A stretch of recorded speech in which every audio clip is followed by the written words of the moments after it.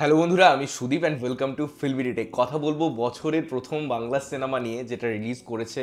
সিনেমাটার নাম হচ্ছে তুরুপের তাস। দেবজিৎ হাজরার পরিচালনা এবং ফিচার করছে সৌরভ দাস, রজতাভ দত্ত এবং অবশ্যই যুধাজিৎ, রেমো, শ্রেয়া ভট্টাচার্য এবং আরও অনেকে। তো এই পার্টিকুলার সিনেমাটা আমার কেমন লাগলো এইসব বিষয়ে থাকবে আলোচনা। প্রথমেই এটা দেবজিৎ হাজরার প্রথম ফিচার ফিল্ম যেটা রিলিজ হয়েছে থিয়েটারে, এবং যে কোনো ইন্ডিপেন্ডেন্ট মেকার্সের কাছে একটা সিনেমা তৈরি করা, সেটা রিলিজ করা, এই যে একটা complete circle, it's a commendable job, it's an experience. এবং আমার মনে হয় তার জন্য অবশ্যই কংগ্রাচুলেশনস। যে জার্নিটা সে অ্যাচিভ করেছে সেটা অবশ্যই একটা প্রশংসা দেওয়ার মতো বিষয়।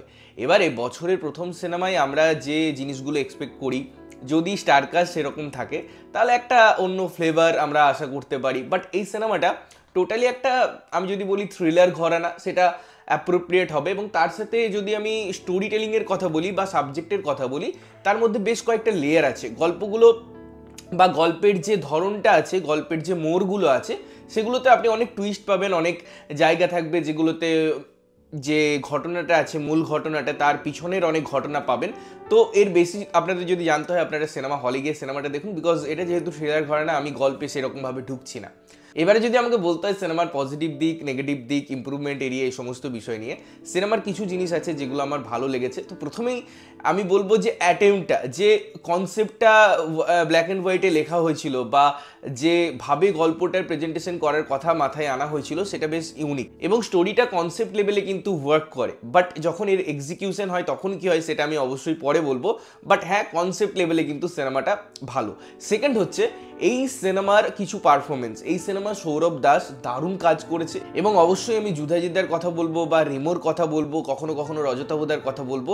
তো কিছু কিছু পারফরমেন্স আছে এই সিনেমায় যেগুলো দারুণ, আবার কিছু কিছু পারফরমেন্স আছে যেগুলো নিয়ে আমার বেশ কথা বলার আছে, সেগুলো নিয়ে আমি পরে আসছি। সিনেমার ব্যাকগ্রাউন্ড মিউজিক বা টেকনিক্যালিটিসের নিয়ে আমি যদি কথা বলি, ট্রেলারে যখন আমি পুরো ট্রেলারের কাটটা দেখেছিলাম বা ওভারঅল জার্নিটা দেখেছিলাম, আমার ভিজুয়ালি দারুণ ইম্প্যাক্ট একটা কাজ বলে মনে হয়েছিল। এবং তার যে কালার গ্রেড ছিল, তার যে ব্যবস্থাটা ছিল, সেটা দেখে আমার মনে হয়েছিল যে এটা একটা বড় স্কেলের সিনেমা হতে চলেছে। বাট ওভারঅল আমি যদি কিছু কিছু জায়গায় সিনেমাটোগ্রাফির কথা বলি, সেগুলো দু একটা জায়গায় ভালো লেগেছে, বাকিটা আবারও বলছি পরে কথা বলবো। মিউজিক ডিপার্টমেন্টের আমি যদি কথা বলি, তাহলে পরে ব্যাকগ্রাউন্ড মিউজিক সেই অর্থে আমার কিন্তু খুব একটা ভালো লাগেনি। একটু একটু কোথাও কোথাও যে সিনগুলোকে ইনহ্যান্স করার দরকার পড়ে, সেগুলোতে আমার ফোর্সফুলি বলে মনে হয়েছিল। তো এই ছিল এই সিনেমা থেকে মোটামুটি প্রাপ্তি। বাকি পুরোটাই এই সিনেমার ইম্প্রুভমেন্ট এরিয়া বা নেগেটিভ এরিয়া, আপনারা যাই বলুন, সেগুলো ছিল। প্রথমেই আসি যে এই সিনেমার অভিনয়ে শ্রেয়া ভট্টাচার্য হিউজ একটা রোল, এবং তার একটা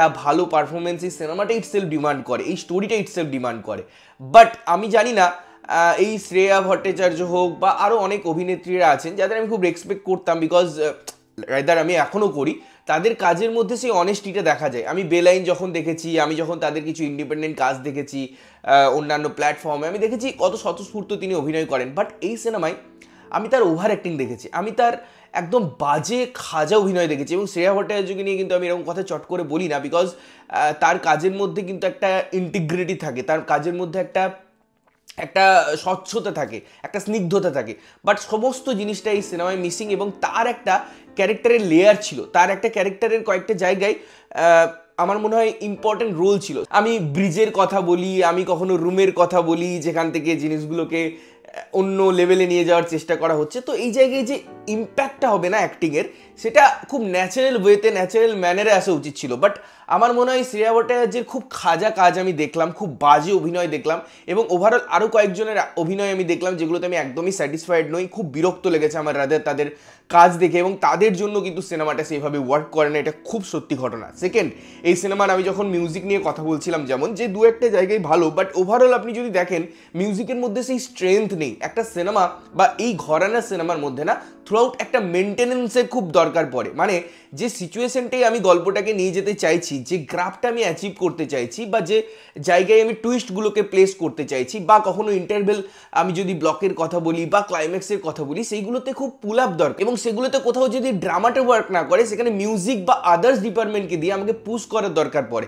বাট মিউজিক ডিপার্টমেন্ট সেটা করে না। আমি যেমন ক্যামেরার কাজের কথা বলছিলাম, যে ট্রেলারে আমার ভালো লেগেছে, দু একটা জায়গায় সিনেমায় ভালো লেগেছে, বাট অধিকাংশ জায়গায় দেখবেন আপনি কিন্তু ফ্ল্যাট, কালার গ্রেডটা বড্ড চোখে লাগে, এবং কোথাও গিয়ে সেটা যে একটা ফ্লোতে মেনটেন হয় তাও নয়। এই ধরনের কাজের ক্ষেত্রে এত অ্যামেচুরিস ব্যাপার আমি দেখে সত্যি অবাক হয়েছি। যদিও সিনেমায় আমি যেমন বলছিলাম যে আমাকে ট্রেলারটা অনেক বড় কিছু অফার করছিল, আমি এক্সপেকটেশনটা একটু হাই রেখেছিলাম, সেটা হতে পারে, বাট হ্যাঁ অনেক জায়গায় কিন্তু আমি অ্যামেচুরিস কাজ পেয়েছি। এবারে এই সিনেমার সব থেকে নেগেটিভ পয়েন্ট নিয়ে কথা বলবো, সেটা হচ্ছে এডিটিং। বিকজ যখন আপনি কয়েকটা ঘটনার মোড়ক দেখান এবং সেগুলোকে যখন আমাকে পরের সিন পর্যন্ত ক্যারি করতে হয়, এই যে একটা প্রসেস না, এটা খুব ইম্পর্টেন্ট। আপনার কোথাও গিয়ে যদি জাক মনে হয়, কখনো কখনো কোনো সিনেমায় সেই জাকটাও কিন্তু একটা ক্রিয়েটিভ একটা নাড়া দেয়, মানে একটা হ্যান্ডেল শট আমি দেখাচ্ছি কোথাও, সেটার যদি জাস্টিফিকেশন থাকে, সিনেমার যে ফ্লো থাকে না, সেটাতে কিন্তু আলাদা করে একটা ইনপুট দেয় ওই পার্টিকুলার জার্কটা বা ওই পার্টিকুলার সিচুয়েশনটা। বাট এই এডিটিংটাই না খুব ফ্ল্যাট, খুব অ্যামেচুরিস এডিটিং হয়ে গেছে। কারণ এই সিনেমায় খুব শার্প একটা এডিটিংয়ের দরকার ছিল, তার ফলে সিনেমার যে গল্পটা ছিল, যে প্লট টুইস্টগুলো ছিল বা যে ক্যারেক্টারের মোমেন্টগুলো ছিল, তাদের একে অপরের সাথে জায়গাগুলো ছিল, সেগুলো আমার মনে হয় খুব ভালোভাবে স্পেস করা যেতে পারতো। আদারওয়াইজ সিনেমাটা আমার কাছে একটা অ্যাভারেজ সিনেমা বলে মনে হয়েছে। আমি আরও বেশি কিছু এক্সপেক্ট করেছিলাম, বাট আবারও বলছি, একজন ডিরেক্টর, নতুন ছেলে, সে একটা মফস্বল থেকে গেছে, ইন্ডাস্ট্রিতে একটা কাজ করেছে এতদিন ধরে, সেটাকেও নজর আন্দাজ করার আমি একদমই চেষ্টা করছি না। আমি অবশ্যই অ্যাপ্রিসিয়েট করছি এই এফোর্টটাকে এবং আমি চাইবো এই ডিরেক্টরের কাছ থেকে আরও ভালো ভালো সিনেমা ফিউচারে দেখার। তোমাদের কেমন লেগেছে? যদি তোমরা সিনেমাটা দেখেছো অবশ্যই কমেন্ট করে জানিও, না দেখে থাকলে অবশ্যই দেখো এবং দেখে এসে জানাও কেমন লাগলো। ততক্ষণের জন্য ভালো থাকবে, সুস্থ থাকবে এবং সবসময় ভালো জিনিস দেখবে। চ্যানেলটা যদি প্রথমবার দেখছো, লাইক কমেন্ট শেয়ার করতে হবে, সাবস্ক্রাইব করতে হবে, যাতে প্রত্যেকটা নোটিফিকেশন তোমাদের কাছে পৌঁছায়। দেখা হচ্ছে অন্য কোনো ভিডিওতে, ততক্ষণের জন্য টাটা।